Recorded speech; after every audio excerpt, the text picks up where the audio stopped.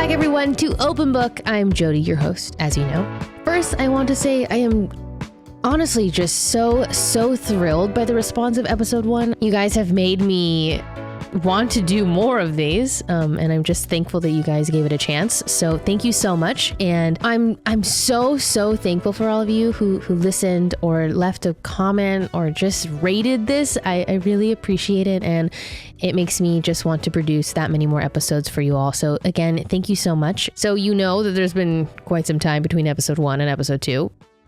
You know, I'm not the most consistent individual, but hey, that's life. All right. Anyways, since I've had some time to process and really think about like what I want from this, I wanted to answer a few questions.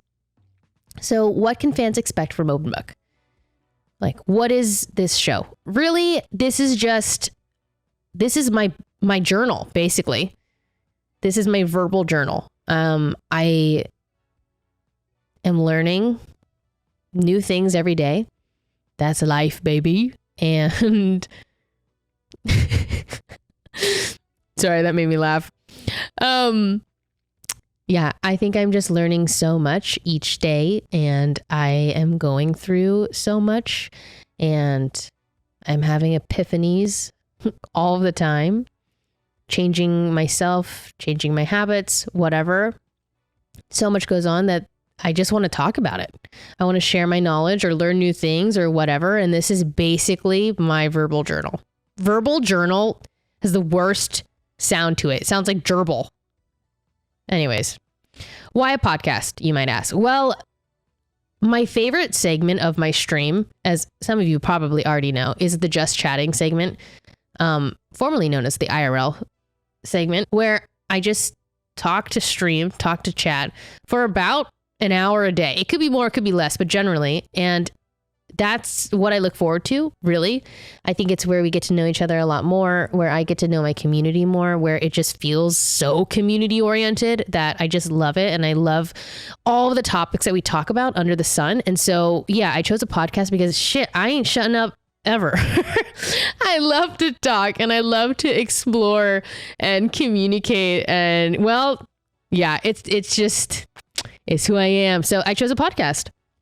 And the goals that I have for this podcast, honestly, I don't really know, but I would love to be able to do this a lot more often. But it kind of depends on when I have epiphanies. So my goal, I guess, is to learn more about myself, learn more about the world and the inner workings of how I experience the world. So much so that I have epiphanies so often that I'm able to produce more episodes on this podcast. So yeah. And then that ties into how often will I release chapters? Well, that's probably going to be sporadic for quite some time. But it would be nice if I could do this more. Again, relying on the epiphanies I have or the topics that I'm passionate about in. Now, for our next segment that I'm going to incorporate into each episode is a quick little life update. So a lot has happened over here. Well, because it's been, again, quite some time between episode 1 and episode 2. But TwitchCon happened, and that was my most favorite TwitchCon experience ever, actually. And not only just because the people that I met from my community were so nice, but I also just conserved my energy in a really good way. And I'm really proud of myself, actually. So usually I would just say yes to everything or do as many meet and greets as my schedule possibly could fit. But that left me feeling kind of exhausted. And then hey, guess what? Recently I found out boundaries. I found out what that is and how to have boundaries without feeling guilty. And yeah, I had the best TwitchCon. I had many meet and greets, but also wasn't completely just exhausted by the weekend. Came home, felt like energized. And so I just had a great TwitchCon. I received really cute gifts from people, or just not only were the people that I met really, really nice, but I feel like I made long lasting memories there. Like I just have people this year were really memorable. Maybe that's because I had more energy, but we also, okay, on another note, OTV made a short film. I acted for the first time. Some of it, yeah, wasn't the greatest to say the least, but that was such a fun experience. I loved going out of my comfort zone and doing that. I don't know. Am I going to be an actress? Probably not, but it would be really fun to do, or like take improv classes or acting classes, just because, yeah, it's so far out of like what I do for a living, but also so many skills can come from that. Either way, I had so much fun with that. It's up on our YouTube channel if you want to go check it out. Blood, sweat, and tears went into that YouTube video. So I also collaborated with this company that I really believe in. It's called Hear Me Raw, and I love their product. It's a face mask, but it's called the Brightener, and I made the jar. I did not make the jar. I helped design this jar, and well, I don't want to give you all the details, but I really believe in this company. They have this vision to not only create products that are good for you and what goes on your skin, but also great for the planet. So it's a glass jar with refillable pods, and the pods are recyclable. And not only that, but I love the face mask. So if you want to see that jar, you check it out. You let me know what you think. Now, without further ado, drum roll please, let's jump into our main topic for this chapter. And today, we're talking about self-love. All right. Well, Mabel, go away. Don't do it. Don't do it. Don't step on it. Cats and a giant mixer with a bunch of buttons do not go well together. Mabel. So to get right into it, today we're talking about self-love, self-image, and really just, my journey in being kinder to myself. And something that I am still absolutely working on. I feel like self-love is one of those things that you hear and it's kind of a given. Like when you hear you should floss, you're like, yeah, I know I should floss. Okay. Like, yeah, I know I should practice self-love, blah, blah, blah. One day I'll love myself. Duh. But because we hear it so often, I think it doesn't stick. And I am realizing this, like, you read so many motivational quotes or words of wisdom or whatever, but until you are ready to receive that message, until you're open to that message, it doesn't stick. It doesn't create that, oh my gosh, that epiphany moment, right? Self-love is one of those things that I think I did not have the epiphany until maybe when was GC? When did I compete in GC? Maybe that was like 8 months ago. My timeline is fucked. I'm going to be so real. I don't know. That's another product of living in LA is the weather doesn't change, and I feel like I'm in a never-ending time loop. Anyways, I competed in GC, for all of you that don't know. Game Changers, Valorant, great. And that was when I actually had my epiphany moment where I was like, ooh, my self-talk directly impacts how I experience the world. And now I know you're thinking, Jodi, it's Valorant. What the hell are you talking about? You're learning life lessons from Valorant? Let me cook. Okay. Let me cook. GC was really fun for me and also really hard for me because I put a lot of pressure on myself to perform. And that pressure then turns into incredibly negative self-talk. I'm like, why aren't you good enough? Be good enough. Be better. Dude, just hit that shot. Oh, you're such an embarrassment. You don't deserve to be here. Everyone's going to think you're bad at Valorant. And basically what I learned from that experience was those examples I carry with me to every other aspect of my life. So it's not just Valorant, but it was when I had that epiphany moment where I was like, girlfriend, how are you supposed to relax? How are you supposed to be in your flow state if you're just constantly scrutinizing yourself? I had the realization that like my ego is really trying to protect myself. And it's like, it's keeping me in check, but through pressure and negativity and like fear, rather than letting myself take a moment and say, hey, I got this. We know that I play this game a lot. I am good, but the pressure that I'm adding to myself is what makes me bad. I was like, oh my gosh, I've unlocked the key.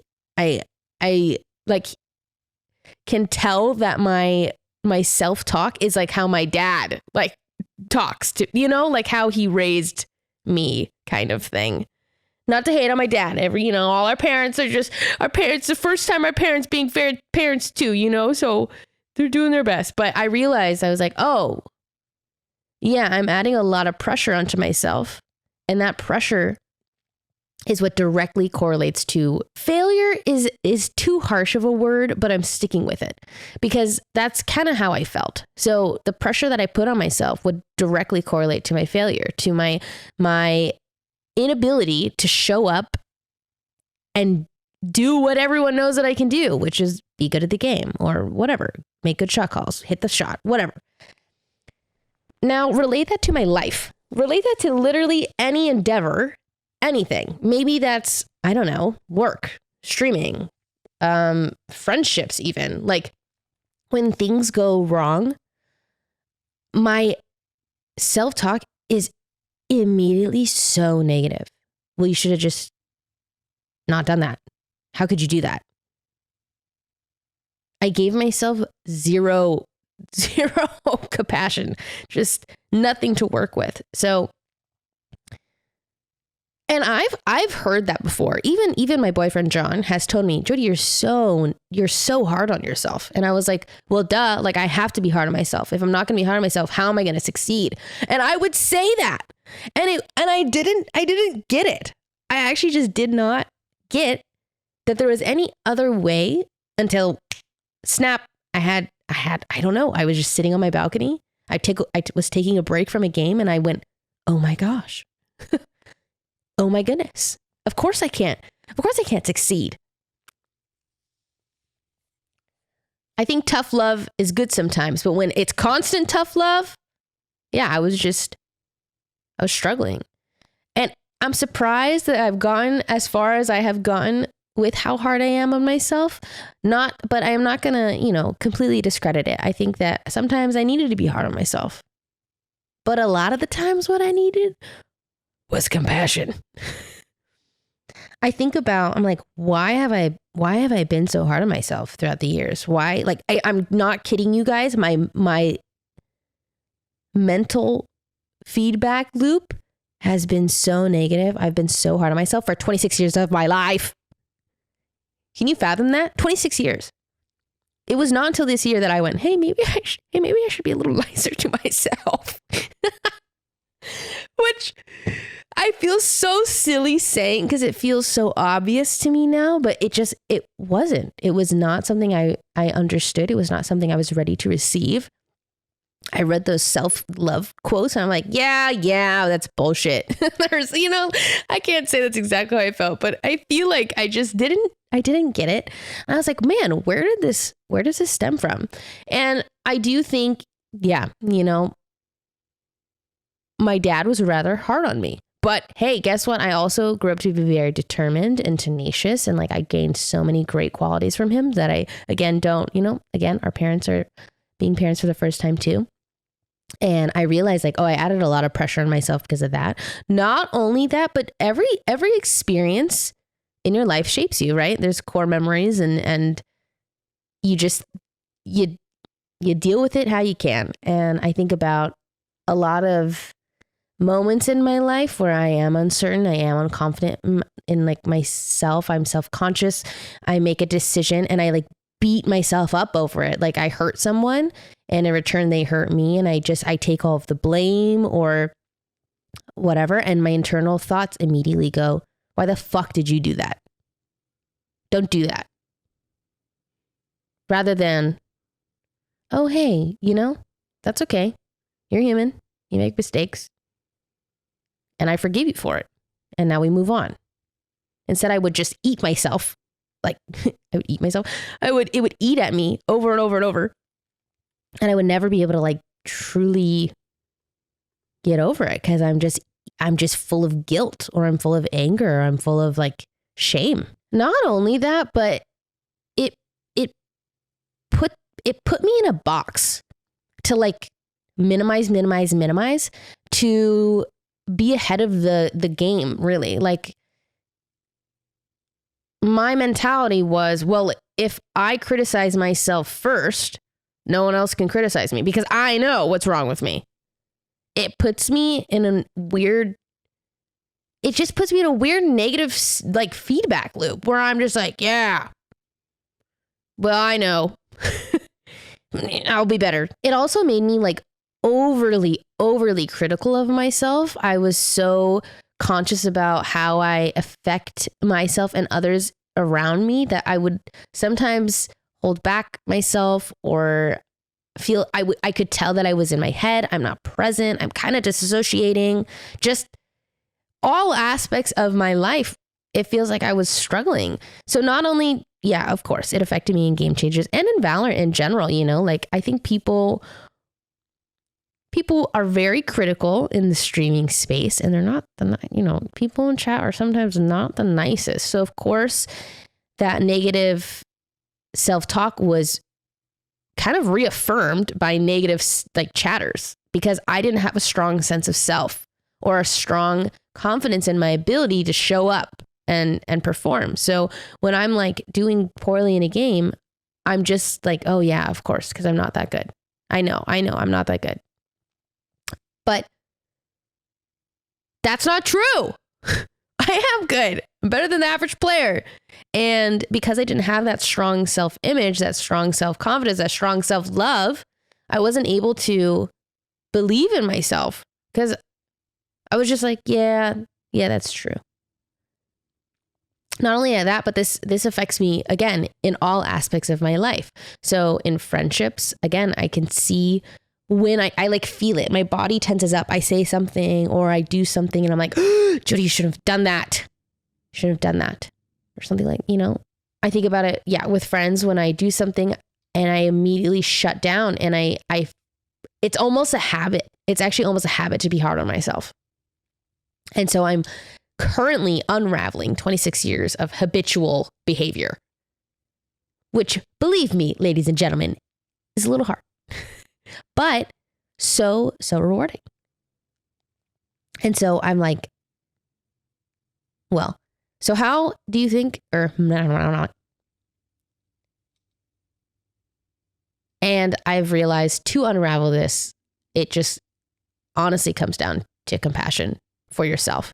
And weirdly enough, not even weirdly enough, I'm not the first to discover this, but more like, again, I'm at the point in my life where I'm ready to receive this wisdom. Loving another individual, friends, like romantic, whatever, has actually been that comes really naturally to me. So I remember thinking to myself, why is loving myself not come naturally to me? Like if I was to love myself as I love John, oh my goodness, I would be unstoppable. And that's when I had that's the whole damn point, Jodi. I was like, duh, is that not the meaning of life, to love yourself enough so that you can just excel, so that you can be who you are without judgment? Because it's you. Like this is my life. This is my body. So that was when I was like, okay, how do I love John? How do I love my friends? And that is through compassion. That is through empathy. And I was like, oh my goodness.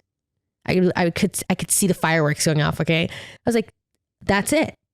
I have to give myself the same love that I would give my best friend, my boyfriend, whoever. And I've been actively practicing that. And it is life-changing. Let me tell you.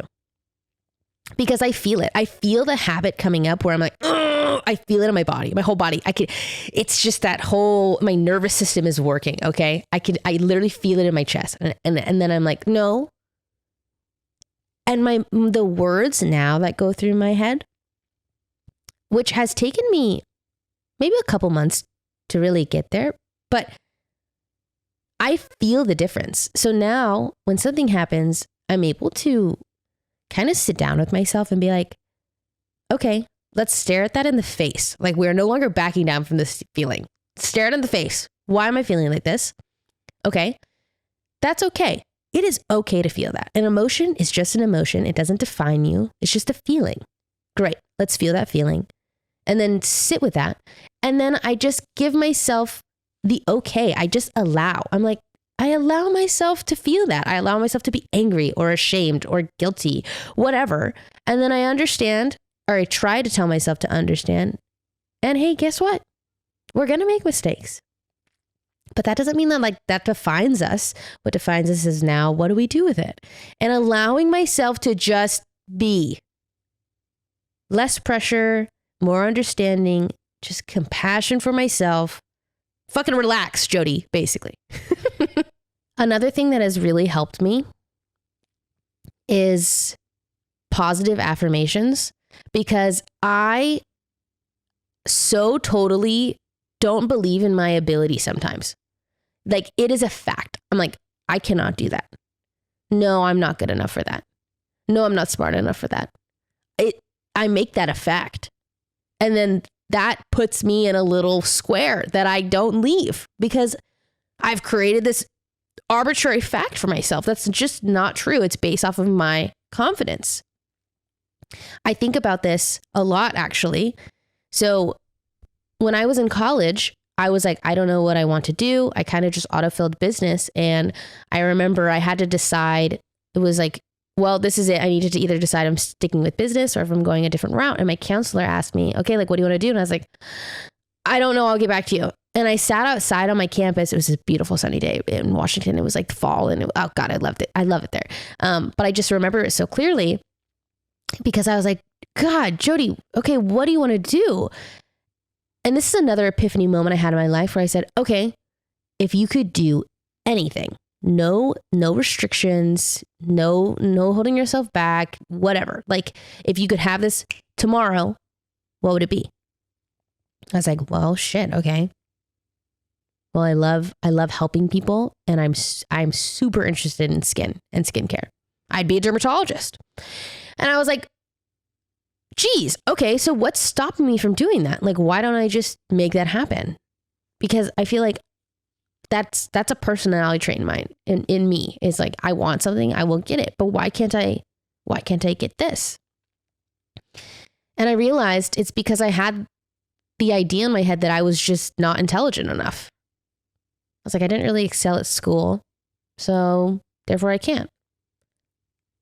Or people have told me like, oh, Jodi, you're not very good at this. You're not very good at that. And I believe them, and it just becomes a fact. And I was like, okay, screw that. I might as well try. I owe it to myself to try, because I've never really given it a solid effort to really try anything that I don't really believe I can't do.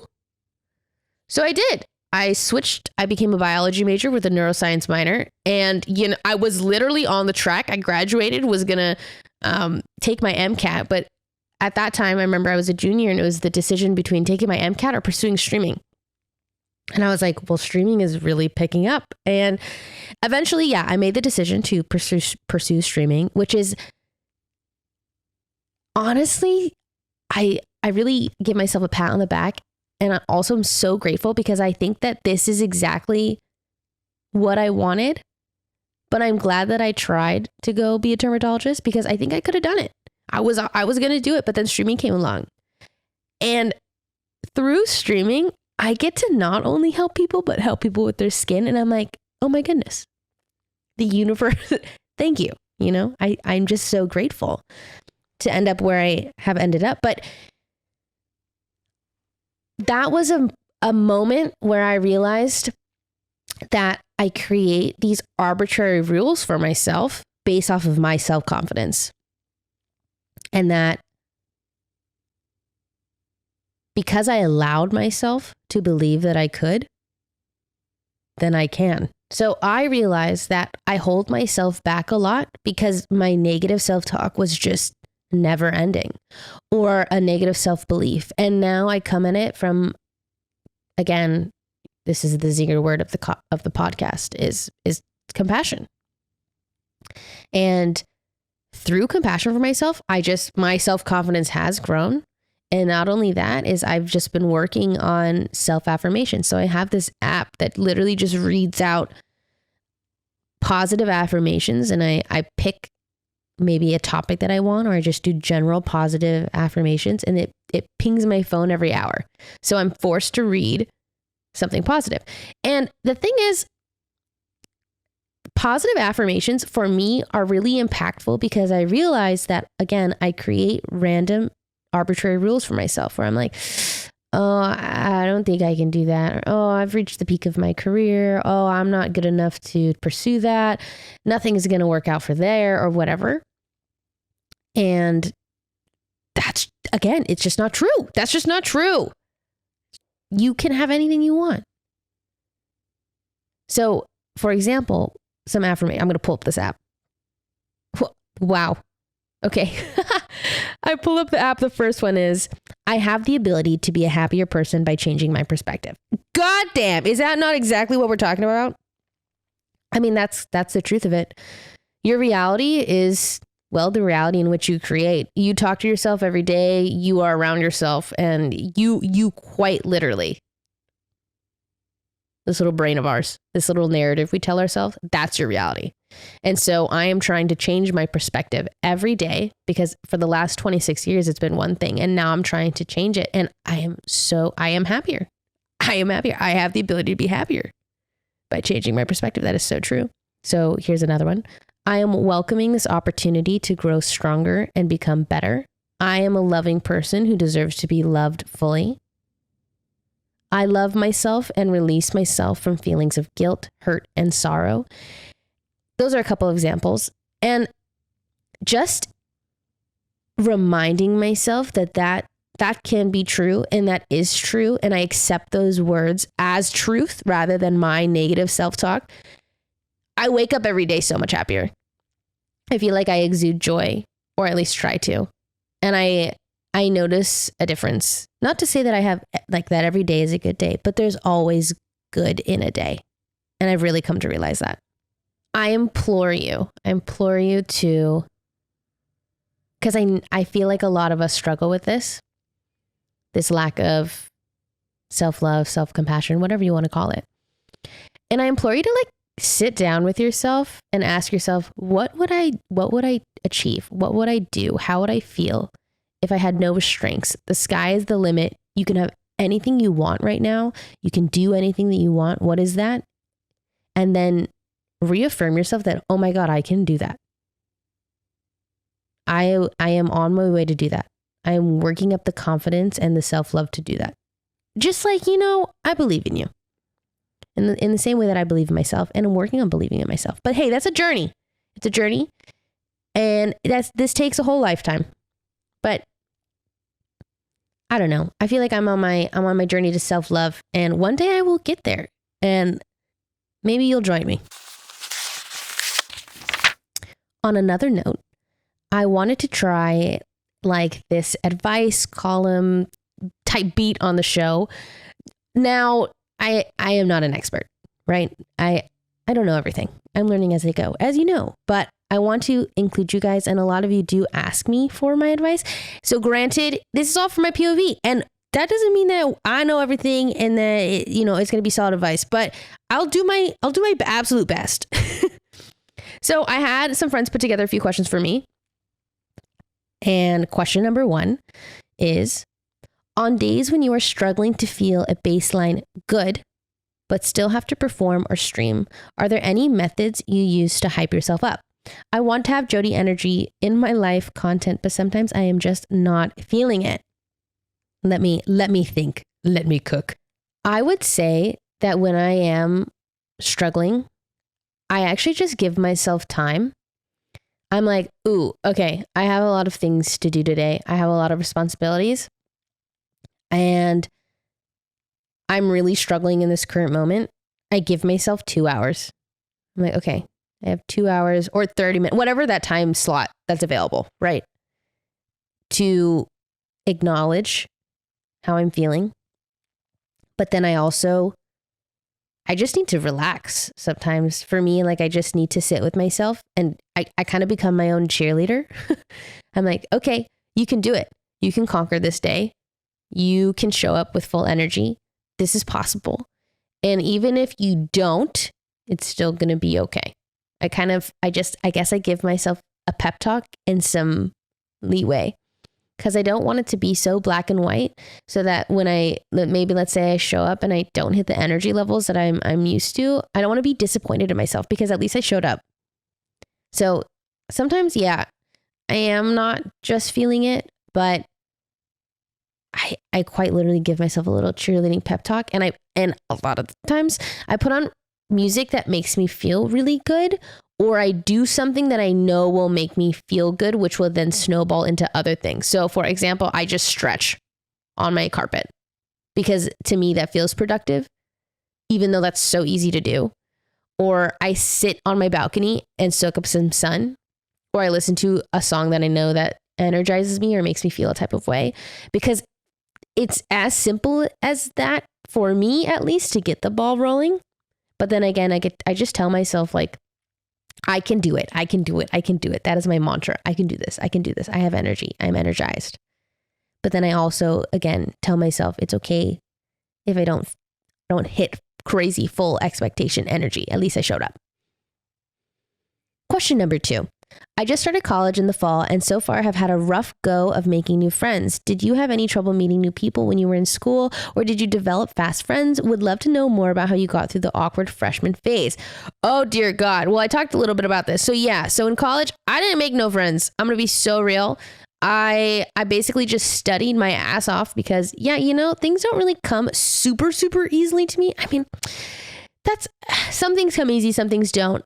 And it just takes me at least a lot of effort, a lot of studying to excel academically. So I actually did not make a lot of friends at college, but the thing was also that wasn't my goal in college, was to make friends. And I kind of wish it was, because I feel like I missed out, and I really did just I really did focus on my studies. But in terms of the awkward freshman phase, the only thing that I did do was I worked on campus. And that actually, I didn't make quote unquote friends, but I made acquaintances. And that helped a lot, because I kind of had a purpose and a place to be. And now I had people that I would run into that, again, it wasn't friends, but they were like people that I knew. And so it was really easy for me to be like, oh, hey, what's up? Okay, cool. Okay, bye. Now, not everyone can probably work on campus, but if you are struggling to make friends, I honestly think that joining clubs or finding like a study group are like the easiest way. And it's so scary in the beginning, especially if you find a study group, to like go up and ask someone. So, hey, the way to cheat this is, well, the way I found my study group was to just sit next to the people that you want to be in a study group with. And then eventually you guys will talk. My tactic was a little different. I just sat next to them and then I asked them, hey, do you guys want to study? And you know what's crazy? The first thing they said to me, oh, hey, this goes back into what I was talking about earlier.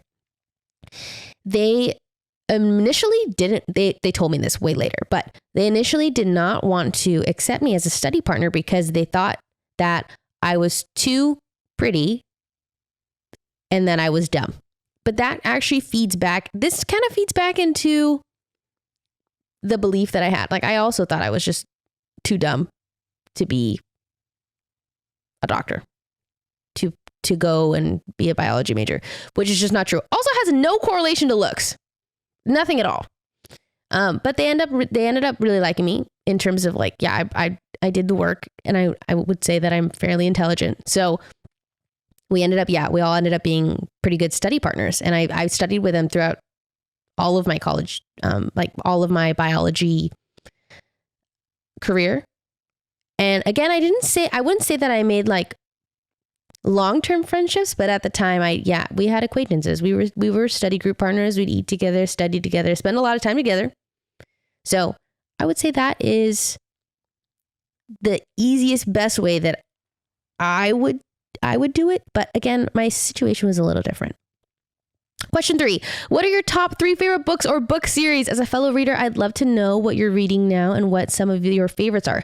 Oh, this question is so loaded. Okay. The thing is, this changes so often. Like, you will ask me this question in a year, it will be different. So just remember that, okay? Right now, my current top threes, I'm looking at my bookshelf right now. Song of Achilles. I love this book. My mom loves this book. My brother loves this book. God, it's so beautifully written. It is a retelling of the story of the Iliad of Achilles and his, well, no one technically knows for certain if it's like his cousin, his lover, or whatever, Patroclus. But in this story, they are lovers. And it is beautiful. It is, I cry every time I think about it. It is truly incredible. Another recent favorite of mine. Ooh, if you have not seen the movie, Gone Girl. So I read Gone Girl in high school, and that book blew my mind. But so many people have seen the movie that I feel like it's not a very good book rec, because I feel like it doesn't hit the same when you've seen the movie and know what happens. But if you're looking for kind of a thriller mystery, God, it's so good. Gone Girl is about a couple, husband and wife, and the wife randomly goes missing, presumed to be dead, maybe. No one knows. And the cops are very suspicious of the husband. I'm trying to give books from different genres. Gone Girl, again, has stuck with me throughout the years. Another one that I really, really love. It's called A Shadow Number. That is the first book of a series called the Flesh and Fire series. That is a fun read. I so totally enjoy it. It's actually a sister series to From Blood and Ash, but I thought From Blood and Ash kind of fell off. So I ended up reading A Shadow and Ember, and oh my goodness, it is so good. It's about a girl who is chosen to be a consort for the primal of death, and she has to murder him. She was trained as an assassin, but is supposed to be all like docile and unassuming. Okay, another honorary mention that I did really like the first book is, you said 3, but I'm gonna end up giving 5. One Dark Window. So, One Dark Window, it has such a unique magic system. There's a deck of cards, and there are specific cards that, there's a deck of cards, and these cards, they're called Providence cards, and they have magical properties to them. So the user, maybe they tap the card and they can enter someone's mind and talk to them, read their mind, or they tap the card and they become invisible. But all magic has a price. In this world, there is an infection that kind of takes over. There's a fog, and I don't want to give too much, but our main character is infected, and she has hidden all her life. Very good. Second book was okay, but the first book was incredible. And my last recommendation is a super popular book that popped off, I think last year, called Fourth Wing. The Fourth Wing, what is that series called? I don't know. I just finished reading the second book called Iron Flame. I highly recommend. It's so fun, you guys. It reminds me of Divergent. It is written a little YA at times, but it's a little spicy sometimes too. Oh, also, some of these books are spicy, so take that as you may. It's really fun. It's kind of like dark academia. It's about a girl, and she is trying to become a dragon rider. And in their school, you can become a writer. You could become a scribe. I don't want to give away too much as usual, but again, think Divergent. And yeah, that one is a fun read. Sorry, that was way more than 3. And I don't know. You can't ask me that for book recs. I really will go off the deep end. I can't. There's too many good books out there. Question number 4. Do you plan to have guests on the show? I'd love a John and Jodi one-on-one chapter or segment.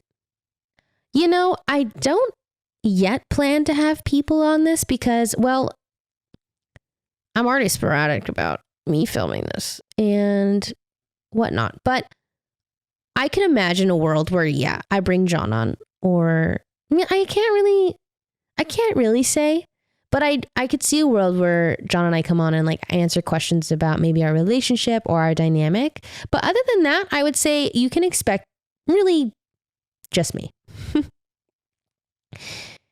So let me know what you think about this Q&A segment. Like, if you want your questions to be featured on the show, there's two ways. If you're listening to this on YouTube, please leave a comment below. Or if you are on Spotify and Apple, shoot me an email at openbookwithqj@gmail.com. And I just want you guys to be able to also engage with this, because again, in just chatting on streaming, you guys, well, that's just back and forth conversation, and it will never be the same without you guys here to communicate with. Thank you guys so much for listening to this chapter of Open Book. For more chapters, you can always subscribe or follow on Apple, Spotify, YouTube, or wherever you enjoy listening to podcasts. It helps. I will say it helps the algorithm gods if you leave a rating. So if you would be so kind, I would really appreciate it.